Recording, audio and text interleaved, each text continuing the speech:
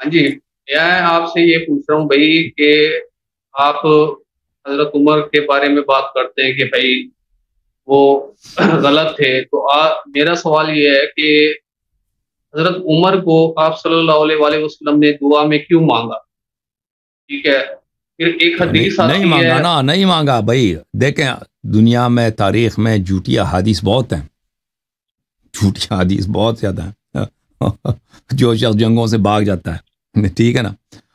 عمر کے متعلق میں آپ کو بتاؤں، عمر کا جو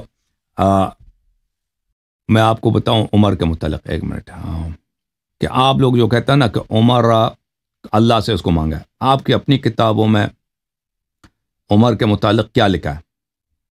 کہ کیا واقعا رسول اللہ صلی اللہ علیہ وسلم ایسے شخص کو اللہ سے مانگ سکتے ہیں؟ دیکھیں وہ تو آپ سمجھتے ہیں نا کہ بہت مطلب بڑا ہیرو ہوگا. نہیں، آپ سن لو اپنی کتابوں میں مطلب دکھا دیتا ہوں. یہ کتاب ہے تاج العروس. دیوبند تاج العروس دیکھو، تاج دیوبند العروس، تاج العروس دیکھو. یہ کتاب ہے آپ لوگوں کی، ہماری تو نہیں ہے نا. یہ مرتضی الزبیدی کی کتاب ہے، بہت مشہور ہے. یہ مجتہد بھی ہے، مفسر بھی ہے، بہت بڑا عالم ہے. اس سب سے بڑا جو کتاب ہے مفردات میں اسی نے لکھی ہے، تاج العروس. کویت میں چھپی ہے، عام ملاحظہ کریں، صفحہ نمبر 72. یہاں پہ ملاحظہ کریں، المبرتش. مبرتش کس کو بولتے ہیں؟ مبرتش بولتے ہیں دلال کو، او الساعی بین البائع والمشتری. جو شخص، اس کا کام یہی ہے کہ مشتری اور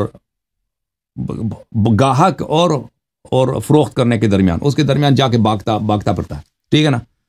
تو اس کو مبرتش بولتے ہیں، دلال، بروکر، دلال، ٹھیک ہے نا. کان عمر فی الجاہلیت مبرتشہ. جاہلیت میں یہ بروکر تھے، دلال تھے بازار میں. کس چیز کی دلالی کرتے تھے؟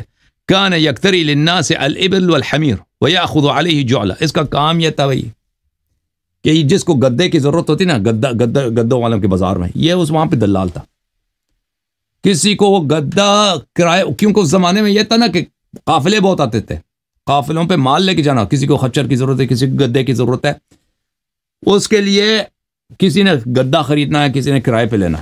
تو یہ آدمی تھا، کام ہی اس کا، ڈیوٹی یہی تھی. یہ تو اس کو کیوں رسول صلی اللہ علیہ وسلم کو کیا ضرورت ہے کہ اس آدمی کو اللہ سے مانگے؟ اور پھر اس کا کوئی علم ہے، کوئی شجاعت ہے، کوئی ہمیں دکھائے نا کہ یہ بھائی اس نے کسی جنگ میں، اس نے کسی کافر کو قتل کیا ہے. اس نے اسلام، نبی صلی اللہ علیہ وسلم کی مختلف جنگوں میں اس کا فرار تو ثابت ہے آپ کی کتابوں سے. نبی صلی اللہ علیہ وسلم جو خود مکے کے سردار کے شہزادے ہیں، حضرت عبد المطلب علیہ السلام مکے کے سردار تھے، اس کے فرزند ہیں. حضرت ابو طالب علیہ السلام کے صاحبزادے ہیں، مکے کے سردار ہیں. وہ اللہ سے کیا مانگے؟ اللہ سے مانگے ایک دلال کی. یہ بات ہمیں سمجھ نہیں آتی. دیکھیں مطلب جتنے بھی یہ فرقے ہیں، اہل حدیث ہو گئے، دیوبند ہو گئے، بریلوی ہو گئے، ان ساروں کا ان کے حضرت عمر کے بارے میں، صحابہ کے بارے میں ایک ہی موقف ہے. صرف آپ اہل تشیع لوگ ہوتے ہیں جو مطلب ہے کہ صحابہ کے بارے میں اور اما عائشہ کے بارے میں مطلب ہے کہ غلط بات کرتے ہیں، ٹھیک ہے نا. باقی جتنے بھی قرآن بھی ہمارے موقف کی تائید کرتا ہے نا. ہمارا جو موقف ہے قرآن کے موافق ہے. آپ لوگوں کے موقف دیکھیں فرقوں سے. نبی صلی اللہ علیہ وسلم نے کیا فرمایا؟ فرمایا کہ یہی بات ہم آپ کی باطل ہونے، ہمارے حق ہونے کی دلیل ہے کہ میرے امت کے 73 فرقے ہوں گے، 72 جہنم میں.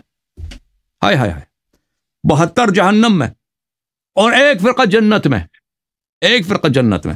تو آپ 72 کے 72 فرقے اکٹھے ہو گئے نا، سب کا اجماع ہے، بریلوی، یہ وہ اہل حدیث کہ عمر اچھے ہیں، صحابہ اچھے ہیں. ایک فرقہ کہتا ہے نہیں جی، کچھ اچھے ہیں کچھ برے ہیں، ٹھیک ہے نا. قرآن بھی یہی کہتا ہے. تو پتہ چلا نا کہ نبی صلی اللہ علیہ وسلم کی بات صحیح ہے کہ 72 فرقے گمراہی پر.